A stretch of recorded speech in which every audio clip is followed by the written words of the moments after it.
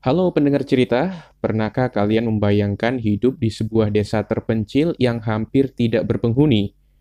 Jika kalian ingin mengetahui sensasi kehidupan seperti itu, kalian bisa berkunjung ke desa Nagaro di Jepang.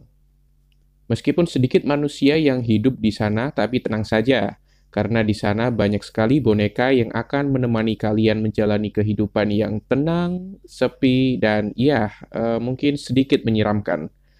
Ayo kita mulai. Nagaro adalah sebuah desa kecil yang terletak di Pulau Shikoku, berjarak kurang lebih sekitar 500 km dari ibu kota Tokyo. Melansir dari berbagai sumber, Nagoro dulunya adalah sebuah tempat yang cukup ramai dan hidup seperti desa-desa lain pada umumnya.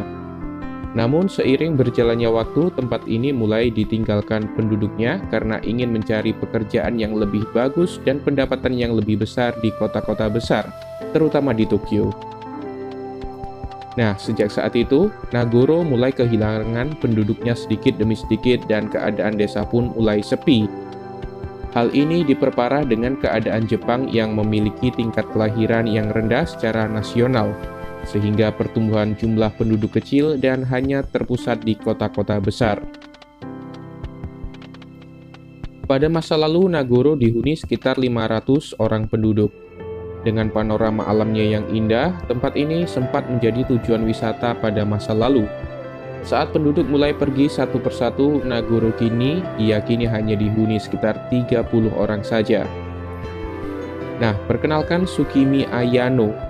Tsukimi Ayano adalah salah satu warga asli dari Nagoro yang kini masih hidup di sana. Saat migrasi penduduk berjalan, Ayano sempat juga meninggalkan desa ini untuk mengadu nasib di kota besar yang lebih menjanjikan. Namun karena dirasa tidak segera menemukan keberuntungan di kota, Ayano memutuskan untuk kembali ke desa Nagaro sekitar 17 tahun yang lalu.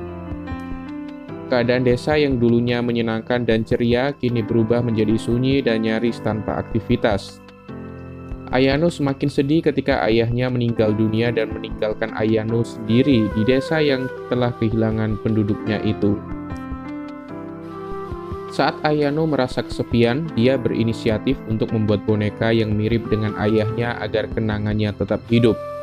Boneka yang dibuat Ayano menyerupai orang-orangan sawah yang biasa dipasang untuk mengusir burung. Nah, boneka ini terbuat dari batang kayu sebagai kerangka, koran sebagai pengisi tubuhnya, kain elastis sebagai kulit luar, dan benang wol sebagai rambutnya. Beberapa orang yang melihat boneka Ayano merasa seperti melihat manusia yang benar-benar hidup. Hal itu membuat Ayano semakin bersemangat membuat boneka-boneka selanjutnya.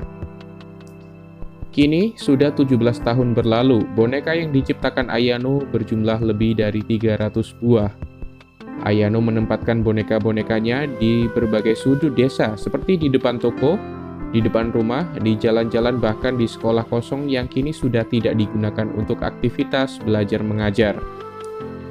Kegiatan Ayano ini menarik para wisatawan kembali untuk mengunjungi desa tersebut. Boneka yang diletakkan di berbagai tempat di tengah-tengah desa yang hampir tidak berpenghuni membuat nuansa seram yang justru menarik perhatian wisatawan. Banyak orang justru menyebut hal ini adalah hal yang menyeramkan, namun semua itu hanyalah tindakan Ayano untuk terus menghidupkan kenangan yang pernah dia miliki. Nah, pendengar cerita, apakah kalian tertarik dengan desa ini atau justru ingin tinggal di tempat seperti ini? Coba beri komentar kalian di bawah. Dari hal ini kita belajar bahwa pertumbuhan populasi yang terlalu sedikit ditambah pembangunan industri yang terpusat membuat daerah-daerah terpinggirkan menjadi kehilangan penduduk dan bahkan rawan untuk tertinggal. Hal ini sudah menjadi perhatian pemerintah Jepang untuk membuat kebijakan yang dapat meminimalisir depopulasi penduduk dan pemerataan kesejahteraan. Itulah kisah Tsukimi Ayano, sang pembuat boneka dari desa Nagaro. Terima kasih kalian yang sudah menonton video ini dan sampai jumpa pada video-video berikutnya.